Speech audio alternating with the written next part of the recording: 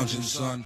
All right, welcome back to the Comic Lounge. My name's Ryan, and today I'm going to be talking a little bit about Queen of the Ring, wrestling drawings by Jaime Hernandez of Love and Rockets, Los Bros Hernandez fame.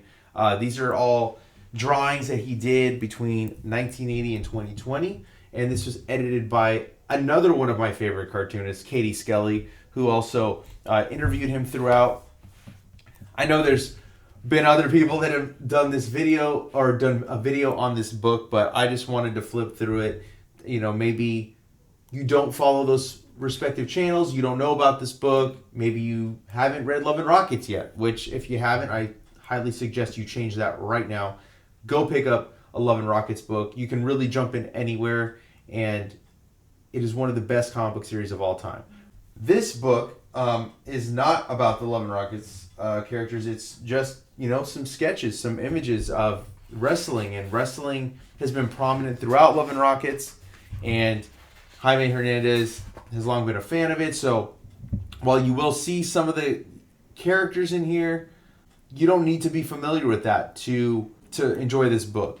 So right here, even Katie Skelly, like I said, edited this, and she says it right off top. It's a collection of drawings of female wrestlers produced by Jaime Hernandez between 1980 and 2020. They were created simultaneously as he worked on Love and Rockets. They represent an approach to image making outside the realm of his comic works. The drawings included range from completed color pieces to sketches in progress, and the text included in the book is taken from the transcript of an interview with Jaime from December of 2020, describing his process as related to these drawings. Just like she says, this is pencil and ink drawing. We got here Queen Reina, who is, a famous wrestler within the Love and Rockets fame. Talking about like reusing specific poses, that he finds that he likes. It's just cool to get a little bit of an inside look into his drawings, maybe stuff that was never seen before, and just different poses, because he even did like the Whoa Nelly. It was 3 issues. It's been collected into the Love and Rockets library trades that they've been producing, but that was all about like female wrestling. And I love the fact that we have these, that she interviewed him while talking about the specific art that we're looking at, even saying that some of these drawings are from the time right when he had Love and Rockets coming out from Fantagraphics. It's just crazy to think about, talking about how some of these were done when he was drawing issues 3 and 4. I love this too, the color pencil that he did, because you don't know, most of his work is in black and white, and you'll see the color on the covers, but the interiors for the most part, except I know they did the Maggie the Mechanic storyline, they got that colored at one point by somebody.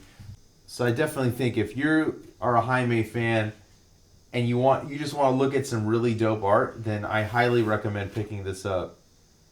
And the accompanying text, and get a little bit, it's like reading an interview with a crap ton of art, it's not overwhelming in terms of like the text, just little bits and pieces of their conversation laced throughout, in getting to see all these different wrestlers that he was drawing. And he just captures the female form so perfectly, the different shapes, the body types. I just really dug this. Talking a little bit about how he got into women's wrestling, a mock-up for a wrestling magazine. I don't think more wrestling covers that he did. This is pretty cool. And I flipped through this book. I read a little bit of the interview beforehand, but I wanted to kind of experience this on camera and kind of have fresh eyes on it. But it's just, he's such an amazing artist, and he just continues to get better, and it blows me away how talented him and Gilbert were coming straight into the comic book industry in the 80s, and how they've continued to do their thing, tell the type of stories that they want to tell throughout their career. All the different poses of this particular wrestler, all different wrestlers that he's created, and he talks about how The images in this book are interchangeable. Betty Ray is 3 different people and returns to her original form once in a while. Casey Perez was once Kitty Perez, and she was Killer Cat Perez, and just keeps shuffling back and forth. So when she wrestles in different parts of the country, she has different names, because that's what they would do in real life. If they joined a different federation, they would change their name because the other federation owned the original name. Just wrestling world things. So like, I'm not a huge wrestling fan. I don't really know much about it, but it's interesting that he does that, and he kind of explains the thought process in terms of why he's drawing them a certain way, how they're actually the same people. Like, these 2 women are actually the same wrestler, even though they look drastically different, right? And my God, I would love to just get 1 issue of Love and Rockets colored like this. I mean, his coloring is just, all his art is just phenomenal.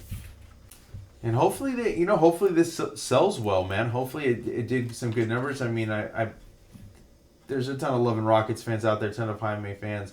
So I'd love to see some more stuff like this, maybe. I mean, I know we got the studio edition where, we have the art, the original art, the pages, but I'd love some more like sketchbook type. See what else he has that we've never seen before, because I'm sure he's got tons and tons of sketchbooks. Even here, talking about that story I talked about with Whoa Nelly, he talks about when he first started doing these drawings, they were all just images. It wasn't until the last 15 or 20 years that he started to add the titles to it.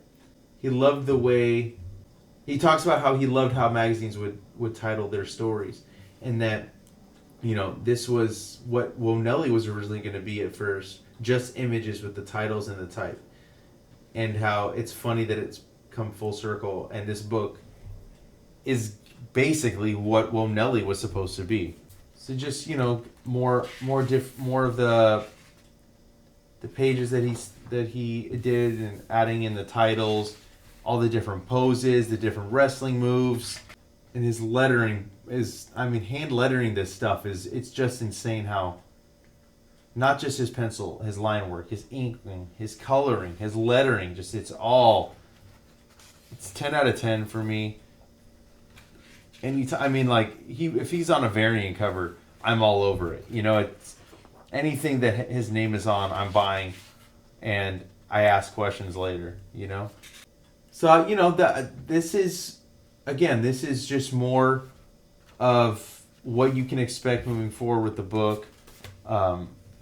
Awesome imagery, giving more insight into the wrestling culture and the wrestling world, and his fascination with it. And I think that not only is this a collection of some amazing art, great accompanying text to explain what we're getting from it, but the editing of this book, Katie Skelly did a phenomenal job editing, and I really hope we get some more books like this, a companion piece to this. This is just, it's phenomenal.